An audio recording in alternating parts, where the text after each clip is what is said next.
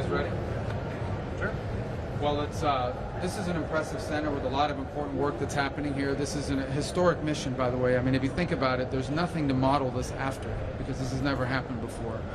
I think we have a lot to be proud of in the first 10 days, 11 days, 12 days of implementation, where we have faced real challenges along the way, including over the weekend, but also an exciting opportunity. So this will be the journey to sort of get through the 21 points of the plan, to get through all the things that we're trying to achieve is not going to be a linear journey. There's going to be ups and downs and twists and turns. But I think we have a lot of reason for healthy optimism about the progress that's being made. One of the reasons why I wanted to come today is sort of get a sense of the workflow, get a sense of the organization, and get a sense of the needs. It is increasingly, while you see a lot of uniforms here, including from partner nation states that have come, and of course with the Israelis who are hosting us and are a key part of this, you're starting to see more of a presence from the State Department and related entities as well, and that will continue to grow as we can provide personnel on things like emergency response, the coordination of humanitarian assistance and things of that nature. So you're starting to see that presence here grow. But a lot of good progress is being made on a number of fronts, and you can break this out in a number of ways. The first is the maintenance of the current ceasefire, of the current peace that we're confronting, and that involves two things. Number one, deconflicting from any flashpoints that may come up. We need to understand, the world needs to understand that on the other side of that yellow line there is still a terrorist group that remains armed, and we've seen them take actions against their own population. I think it's important, by the way, that there be more media coverage given to the fact that Hamas has brutalized Palestinians, has brutalized Gazans over the last few days, and that's something to point to. But all of that has to be managed to make sure that in addition to that we don't have any flashpoints that could derail the broader process. At the same time, the coordination of humanitarian assistance. And there's humanitarian assistance that is now flowing into those places beyond the yellow line, but that involves coordinating with all of these different organizations from around the world, including international organizations and charity groups. That's a massive undertaking to coordinate all of that and that be distributed safely. That's just beyond the yellow line. Behind the yellow line, there's another effort going on in humanitarian assistance, which is even broader, because those areas are safe, those areas are secure. So that's happening. At the same time, it's this work on creating an international stabilization force. It involves bringing together all the nation states that are offering to provide personnel and resources. So structuring what that stabilization force will look like, lining up all the countries that are willing to provide either money or personnel or a combination of both, and then getting the right international mandate, whether it's the UN or an international agreement, working through that to make sure that that entity, that security force that can exist, can function, is funded, understands what its mission is clearly, and can execute it effectively. And then beyond that, of course, is the long term, the reconstruction, the rebuilding, the creating conditions so that never again will we see what happened on October 7th, so that you can actually be in a place that no longer has elements operating within it that are a threat to Israel or to their own people, for that matter. And of course, that's a longer term plan, and that's something that's also key to all of this. It's the goal we're all trying to get to. But before we can get to that goal, we've got to get through the process that we're involved in right now, which is making sure the ceasefire holds without anything disrupting it, making sure people are getting the life-sustaining aid that they need in a way that's not being looted or stolen or diverted in any way, and at the same time creating the conditions for the stabilization force to come in as soon as it possibly can be put together to provide what we need, the stabilization we need, in order to move to the further phases of this plan. All right? Mr. Secretary. Yes. Mr. Secretary, could I ask you about President Trump in his time interview talked about the case of Moran Barghouti, the Palestinian prisoner, saying that he's considering erasing it. Do you want Israel to release him? I can't hear what you're asking because there's some buzz going on. Sorry, I'll shut up. Moran Barghouti, the Palestinian prisoner, President Trump in his interview with Time said that the U.S. was considering asking Israel to release him. Is that something that you were asking? You're talking about the one from the U.S.? Moran Barghouti, the Palestinian prisoner? I don't have any news for you on that today. Obviously, we'll work that through our embassy here and our diplomatic channels, but we don't have anything to announce on that. The Palestinian prisoner, the Palestinian activist, Moran Barghouti. I don't know why I can't hear you. Sorry. Marwan Barghouti's case. Yeah, I don't have any update for you on that. Secretary. Yes, go ahead, please. Secretary, first of all, welcome to Israel. Second, there has never been anything like this in Israel. But it makes you think, does Israeli military decisions regarding Gaza are taken effectively in DC? And if the IDF will identify that Hamas is rearming and regrouping, can we independently renew the fighting, or we should ask for... I think everybody involved in this would like to see this not happen again. But if we are in the Middle East... Well, I don't think there's any country in the world... There is a reason to renew the fighting. Should we apply for permission from the Trump administration? Yeah, I wouldn't phrase it that way. I think the bottom line is that there's no nation on earth that's contributed more to help Israel in its security. As you know, this is the president that in the 12-day war struck Iran in a way that other presidents were unwilling to do. And that partnership will continue. We're very committed to Israel's security and supporting Israel. We're also very committed, and we think it's in Israel's long-term security, and I think our Israeli partners agree, to be able to have a Gaza that is no longer an operating space for a terrorist organization. That's why this plan calls for the demilitarization of Gaza, and that's what we're committed to. So, but I wouldn't phrase it the way your question asked it. I don't think this has to do anything with mission or anything of that nature. This has to do with basically, we're all committed to making this plan work. There is no plan B. This is the best plan. It's the only plan. It's one that we think can succeed. It's one that we believe it's on the way to success. As impossible, as unimaginable as it may have been. Remember a month ago, 6 weeks ago, no one would have thought possible that you were going to get all the hostages out, and I know that we still have the remains of hostages. That has to happen. That's part of this, and we're very committed to making sure that happens. We are not going to stop pushing until all the commitments that were made here are kept. And that includes the demilitarization of Gaza. Now, we're dealing with factors here. We're dealing with miles and miles of kilometers of tunnel networks. We're dealing with 2 decades of terrorist infrastructure. All that has to be confronted. And we'll do that together with Israel. Secretary, Yeah. if you could address, following on your mention just now about disarming Hamas, is that something that the ISF force would be engaged in? And if Hamas refuses to disarm voluntarily, is that something that this force would be involved in forcing them to disarm? If Hamas refuses to demilitarize, it'll be a violation of the agreement. And that'll have to be enforced. I'm not going to get into the mechanisms by which it is going to be enforced, but it'll have to be enforced. I mean, this is a deal, and a deal requires conditions to be met. Israel's met their commitments. They're standing at the yellow line, and that is contingent upon the demilitarization. So suffice it to say that we're also hopefully going to create conditions where Hamas won't have people, because there'll be ways. We want to see a Gaza where people can live without Hamas, where they have jobs, where they have prosperity, where they have opportunities. I'm not telling you that's going to be set up next week, okay? That is a long-term project. But what I am saying to you is that we want to create the conditions, we want to help create the conditions here so that people in Gaza don't have to be terrorized by Hamas, and in fact have lives, jobs, businesses, and a better future, and are completely uninterested ever again in joining, supporting, or being held captive by a terrorist group. So I think everyone, it's not just the United States, by the way. This is what makes this so unique. It's not just the United States. Understand, over 24 countries signed on to this, including regional powers, regional countries, Arab countries, majority Muslim countries, signed on to the commitment that there would be a demilitarized Gaza, and that there would not be a Hamas with the capability to threaten Israel. That's a commitment not just by the United States. This was signed on by all these countries.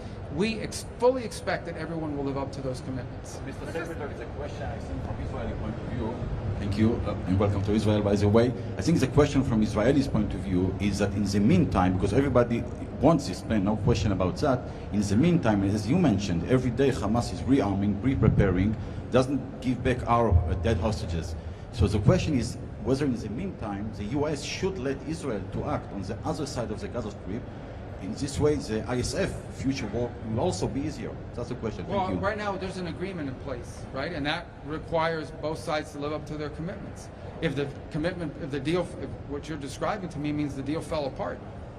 But right now we're not at that stage, and that's what we're trying to prevent. That's why I'm saying to you, we're not going to forget about the hostages. We push every single day, and we'll continue to push until the remains of every single hostage is returned, Work is going on. Even as I speak to you now, that's being pushed on. That's not something we're going to start talking about. We fully expect that Hamas will fully demilitarize. That is the agreement they signed on to. That is the agreement that all of the nation states that joined this effort signed on to, and we expect it to be fulfilled. Now, we're about 8, 10, 12 days into this. But, and the third point is, we don't want to see any threats against Israel coming out of the areas that Hamas is currently still present in. And that won't be tolerated either. So the President's made that very clear, that if Hamas threatens Israel or fails to demilitarize, this will be taken care of. But that is what this whole effort is about, is making sure that all of those commitments are met on both sides. Mr. Secretary, Yes. it says behind you actually in open source reporting that the U.S. accepted Israel's veto of Turkish forces and the ISF. Is that accurate? And can you provide any detail on that security force, how big it will be, who it will include, or any other? Well, we haven't formed that force yet, so there's still work going on. There's a lot of countries that have offered to do it. Obviously, as you put together this force, it'll have to be people that Israel's comfortable, or countries that Israel's comfortable with as well. Let me just say that I think there are a lot of countries that are expressing interest right now. I'm not going to get into a list of who they are. I'm not going to get into a list of who's offered, who's been vetoed. We're not going to get into that. Suffice it to say that there are plenty of countries that have offered and are interested in participating. I also think it's fair to these countries they need to know what they're signing up for, which is why the work is ongoing to create what is the security force, what is their mandate, what is their command, under what authority are they going to be operating, who's going to be in charge of it, what is their job? I mean, how's it going to be resourced? How's it going to be sustained and paid for? What are the rules of engagement? There's a lot to work through. That's why there's all these people working in this building. So part of getting people to sign up is you have to tell them what they're signing up for. So, but I don't want to get into any who's being vetoed, who's not being allowed. Obviously, you know, every member of this force has to be someone who has capability and willingness, but also someone that everyone's comfortable with, including Israel.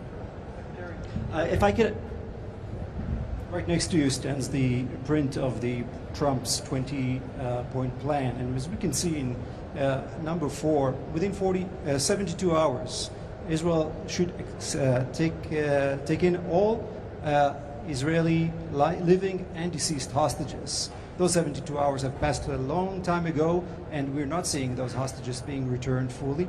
Is the U.S. doing enough for that? And my second question is... Yes, the U.S. is doing more than anybody else is for that, and we're going to continue to do for that, and it's going to happen.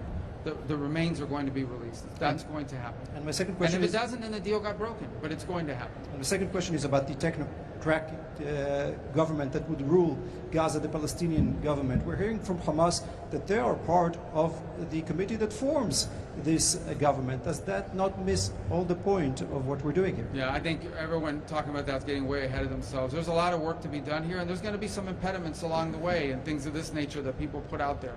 Suffice it to say that everyone that signed on to this plan, all of these other countries agreed, and everyone agreed that Hamas cannot govern and cannot be involved in governing the future of Gaza. Everyone's agreed to that.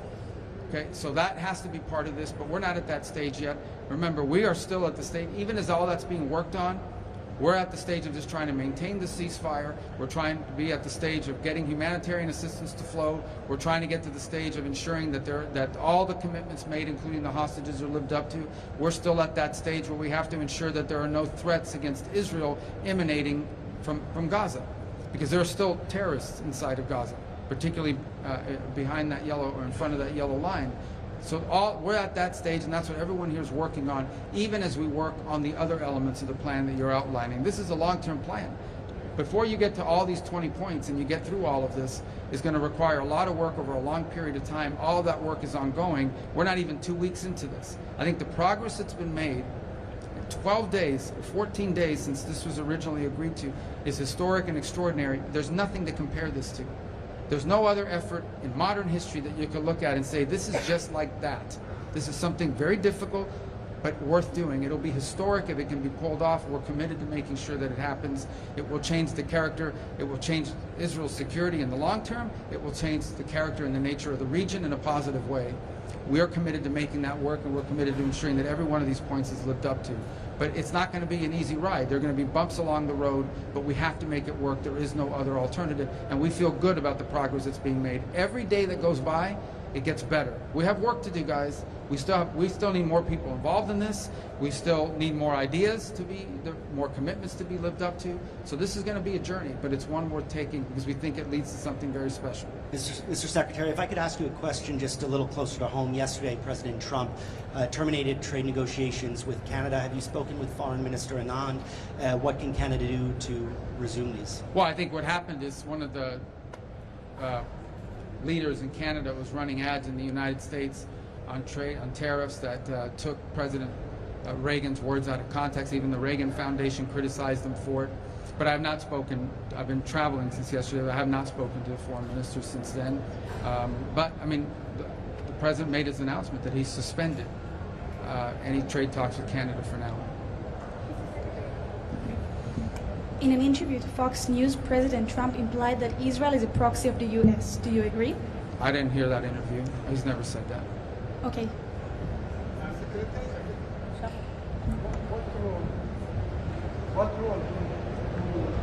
What role do the U.S. see for the Palestinian Authority in Gaza the day after? You know, we've heard about a lot of plans that was done by the Palestinian The Authority. Palestinian Authority? Yeah, that's Mahmoud Abbas Authority. Yeah, look, again, I mean, obviously, you know, and I've expressed and we've expressed our concerns about the Palestinian Authority as it stands today. It's certainly in need of reform. As far as what role it's going to play in the future of Gaza, that's yet to be determined, if any role at all. We don't know. I mean, that's what's being worked on.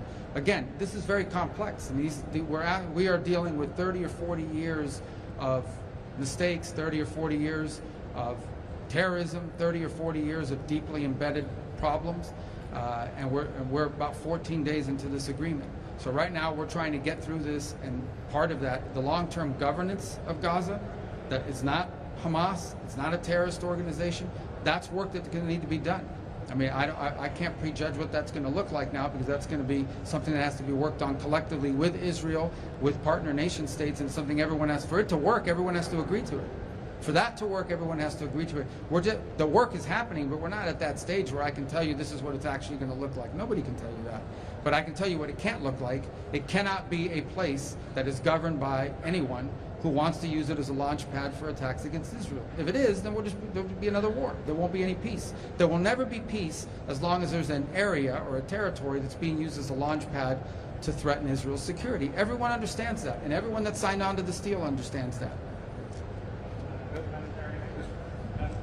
On humanitarian aid, you mentioned that that's going to be coordinated through here. I wonder if you could say what the role of the UN will be, and specifically what role UNRWA might play in... UNRWA's not going to play any role in it. Okay. UNRWA's not going to play any role in it. The UN is here. The UN is, we're seeing the work they're doing, the World Food Program. There's also not-profit NGOs, you know, humanitarian assistance organizations that are involved in this, Samaritan's Purse. So it's a conglomeration of about 8 to 12 groups that are here. The United Nations is here. They're on the ground. We're willing to work with them if they can make it work, but not UNRWA. UNRWA became a subsidiary of Hamas. And so with Secretary, when you're talking about disarming Hamas, there's been some discussion of a program to buy back weapons. Well, there's a lot of ideas floating out there. So Ultimately, how seriously is that? Well, I don't know. Look, there's a lot of ideas out there about that. The bottom line is, you know, you can't have any of the elements of terrorism. You can't have tunnels. You can't have rockets. You can't have anything that threatens Israel's security. I point back to the answer I just gave. If Israel's security is threatened, if 5 years from now, 3 years from now, 2 years from now, Gaza is a place where people who want to destroy Israel are able to operate from with impunity, there's not going to be peace. Everyone knows that. Every country that signed on to this understands that. It is one of the principles that's outlined here. That cannot be the outcome. The outcome needs to be a Gaza where people have jobs and a life and a better future, and people aren't thinking about, how do I kill Israelis, how do I attack Israel? Because if we can't reach that point, then there's not going to be a peace. There's not going to be an enduring peace. You can't be at peace with elements that want to destroy you and kill you and carry out another October 7th. Everyone recognizes that. But there's a lot of work that we need to do to achieve that. We're not there today, 14 days, 13 days, after this deal was signed. But I can tell you we've made more progress in 13 days than anyone thought possible. We've come a long way. This is the first mile in a very long journey. We've got a long ways to go, but we're optimistic that it's heading in the right direction. We are better off today than we were yesterday, and better off yesterday than the day before, but no one is under any illusions. There's a lot of hard work ahead. There'll be bumps along the road. There'll be threats to this peace that emerge that we're going to have to confront, but there are also some exciting opportunities as well that we want to make sure that we are pursuing. Could I follow up? Another question, Mr. Secretary. Yeah. Thank you. And another topic, talking about annexation. You were using the term Judea and Samaria a few months ago. Okay, there will be no annexation, but I'm wonder if you're still obligated to the name or the term Judea and Samaria. I don't play semantic games. Well, who else? Could I follow up on the annexation? You and the president, vice president voiced opposition to annexation. Do you have the word from the Israelis that they're not going to go ahead with this in the West Bank? Well, this is a vote that they took in the Knesset. From what it was explained to me, it was elements that tried to use it to embarrass Netanyahu while the vice president was here. Suffice it to say, we don't think it's going to happen, and more importantly, it's not, from a legislative standpoint, structured in a way that could happen. But it would also threaten this whole process. I mean, we understand that, right? I mean, everyone has to understand if something like that were to happen right now, if that were to happen, a lot of the countries that are involved in working on this probably aren't going to want to be involved in this anymore. It's a threat to the peace process, and everybody knows it. But I'm not getting into the middle of Israeli politics. We're focused on peace and security. You got any assurances from Prime Minister last night? The what? What could we expect in terms of future normalization deals?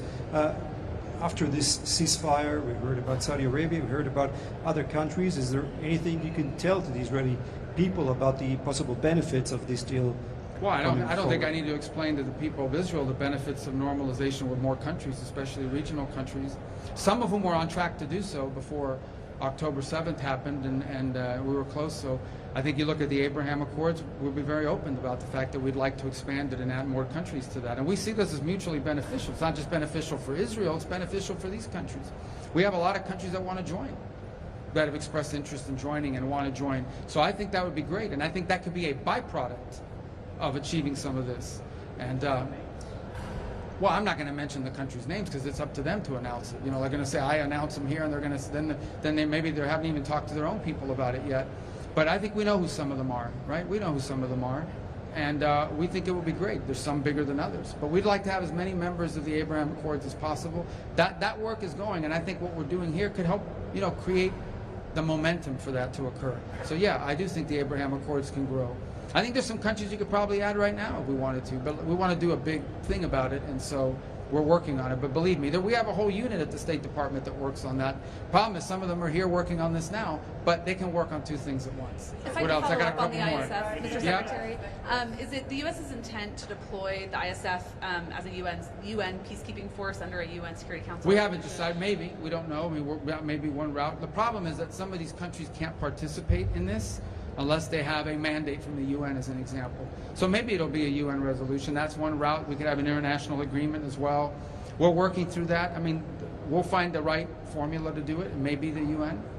We're working on some language on that now that hopefully will be in place. There may be another way to do it, but we will need something because some of these countries, by their own laws, can't participate in these efforts unless they have some sort of international mandate or flag that they're under.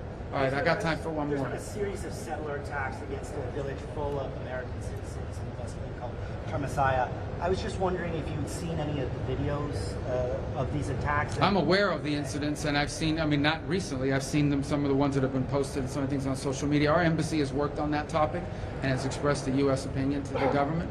Obviously, the safety and security of Americans anywhere in the world is something that will be important to us. So, and we've expressed our position directly to the Israeli authorities, and our ambassador has spoken on this topic clearly and repeatedly. Okay? Thank you, guys.